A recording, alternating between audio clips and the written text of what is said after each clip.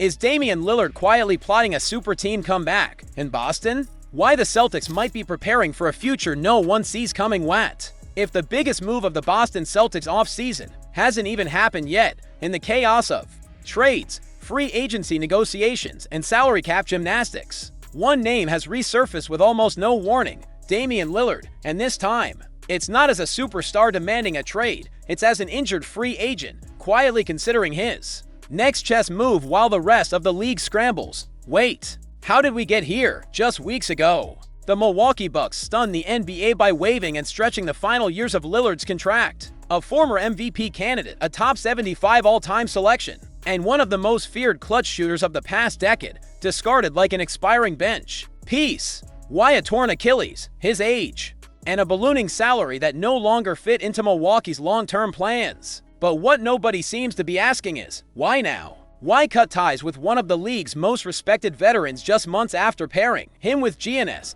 The answer might lie in what happens next, not what just ended. Despite facing a full year of rehab, Lillard is not retiring. In fact, he's listening to offers, and according to Chris Haynes, he's in no rush to pick a new team, but that delay might be intentional, not indecisive.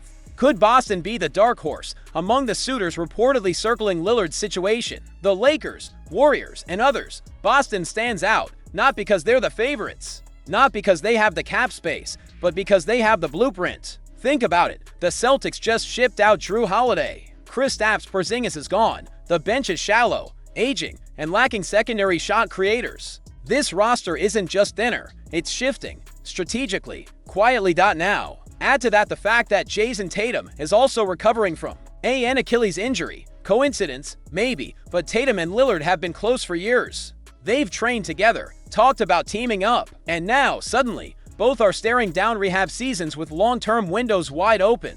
Could Boston be planning a delayed detonation, one where Lillard sits out 2025 to 26, learns the system, recovers under their medical staff, and returns just in time to reshape a second-chance title core? Is Jason Tatum secretly recruiting Chris Paul to lead Boston's next championship run? What the Celtics may be planning behind the scenes, and why no one is talking about it. What if the most game-changing move of Boston's offseason isn't about a blockbuster trade or a high-risk rookie signing, but about something far quieter and far more dangerous? What if Jason Tatum is already reshaping the Celtics' future, one conversation at a time? Last week, Tatum was seen celebrating the one-year anniversary of his Nike camp alongside none other than Chris Paul, the 12-time All-Star, future Hall of Famer, and one of the most cerebral point guards in NBA history. On the surface, it looked like a simple reunion, but underneath, it smelled like recruitment, because Chris Paul isn't just another aging vet.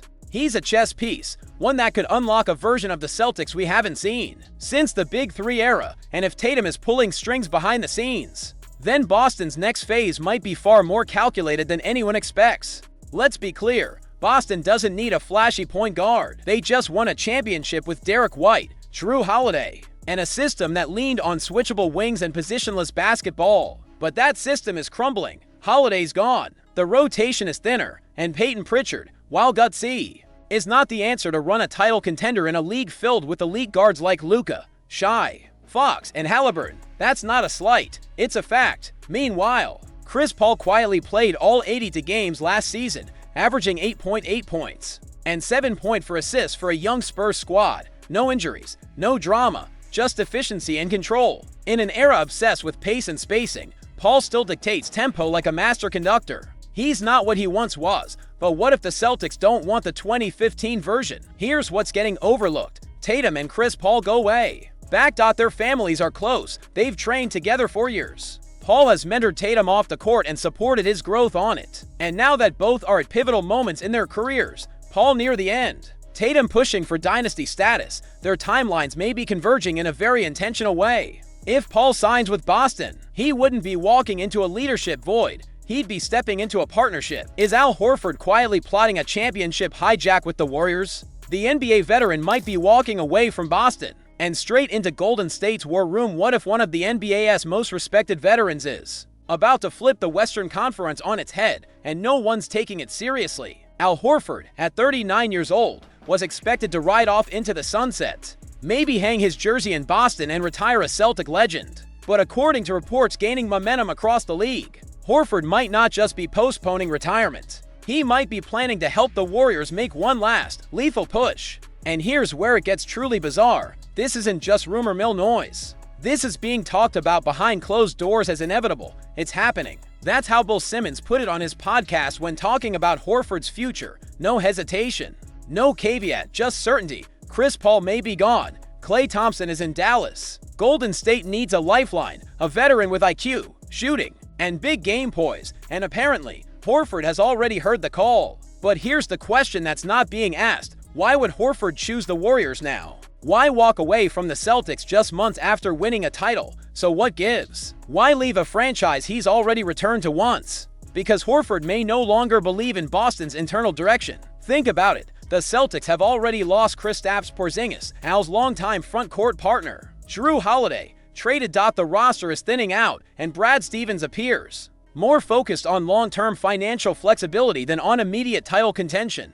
Maybe Horford sees the writing on the wall. Maybe he doesn't want to spend his final NBA moments mentoring rookies or playing cleanup minutes on a team figuring out its next identity. Maybe he wants to go out swinging with Steph Curry. Let's not sugarcoat it. Golden State is in trouble. They missed the playoffs. They've lost foundational pieces. Their window isn't closing. It's slamming shut. But add Al Horford, and things suddenly change. Because Horford isn't just a big who can shoot. He's the kind of player who elevates systems. He doesn't need the ball. He makes the right pass. He guards 5 positions. He stretches the floor. He punishes drop coverage. Are the Celtics secretly shopping Jaylen Brown and Derek White, but too afraid to pull the trigger?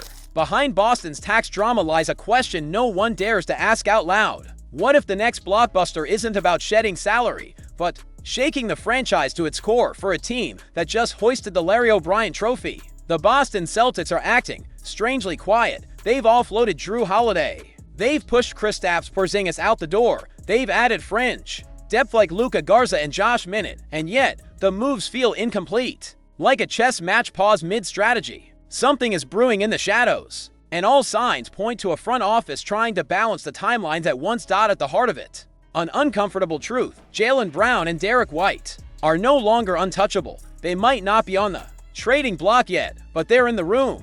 And the longer this financial standoff with the second apron continues, the more plausible it becomes that Boston's next salary-clearing move isn't about bench pieces. It's about stars. That's why names like Anthony Simons, Georges Niang, and Sam Hauser are being dangled. They're movable, relatively low impact, easy to repackage. But here's the curiosity gap no one is asking. If Boston is truly committed to winning now, why are they shedding elite veteran pieces like Jrue Holiday and Porzingis while keeping $60 million per year tied to Jaylen Brown and $30 million committed to Derek White? The Jaylen Brown dilemma: a contract too big to trade or too big not to. Let's talk about the elephant in the room. Jaylen Brown's contract is massive, the largest in NBA history at the time he signed it. And while Celtics fans will defend it as the price of contention, rival executives aren't so kind. Brown's game is polarizing. He's explosive, but turnover-prone, clutch, but inconsistent. A two-way force or a ball-dominant scorer in a system that doesn't need one. You can build around him, but can you build with him and Tatum long-term under the new CBA? That's the real question Boston's front office is wrestling with behind the curtain. And what's worse, the longer you wait to explore a trade, the fewer suitors remain. Supermax contracts don't get easier to move. They become anchors, unless you're willing to package assets with them. And the Celtics can't afford to hemorrhage picks right now. So while Brett Siegel might say Brown's trade is very unlikely, that may be more about leverage control than actual finality. After all, the Porzingis and Holiday trades weren't officially finalized yet either. Why? Because Boston is keeping the door cracked open, watching for a bigger move to sneak through.